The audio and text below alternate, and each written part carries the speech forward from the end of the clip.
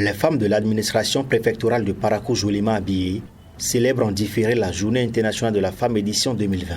Réunies autour de l'autorité départementale Djibril Maman Cissé, loin d'une manifestation folklorique, c'est une occasion pour elles de réfléchir sur leurs conditions de travail et l'épanouissement de la gente féminine. L'année dernière, nous avons eu à réfléchir sur le thème conciliation, vie professionnelle et vie de foyer.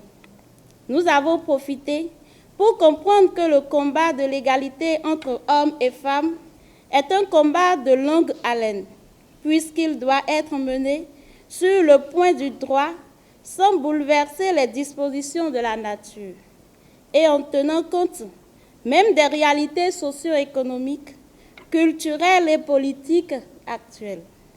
Nous devons nous convaincre qu'il y a du chemin à parcourir. La préfecture de Parakou est non seulement parmi les rares administrations du Bénin où l'effectif des femmes est important, mais également où plusieurs femmes occupent d'importants postes de responsabilité.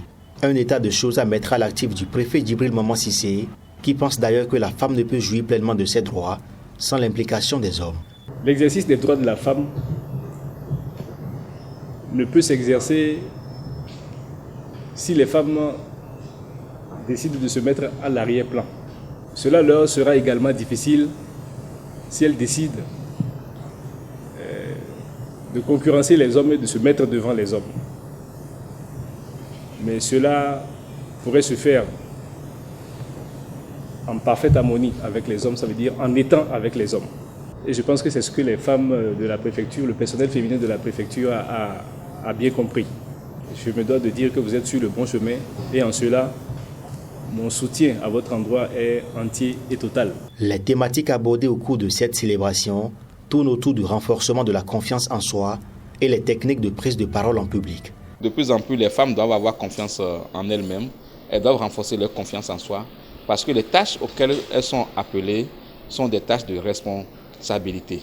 Elles doivent dépasser des limites pour pouvoir quand même avancer aussi bien dans leur vie sociale, professionnelle, que dans toute autre situation de la vie humaine. Et la deuxième communication a porté sur la prise de la parole en public.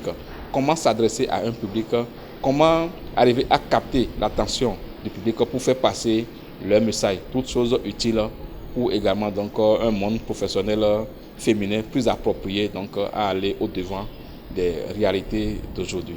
Au thème des deux communications, des femmes apprécient l'initiative et se disent satisfaites. Ce matin, nous avons eu droit à deux communications. La première communication porte sur la confiance en soi-même et la prise de parole. Toutes les femmes de la préfecture, nous avons pris une résolution d'être chaque fois du côté des hommes. Parce qu'au cours de cette communication, nous avons reçu des choses qui pourront améliorer notre prise de parole.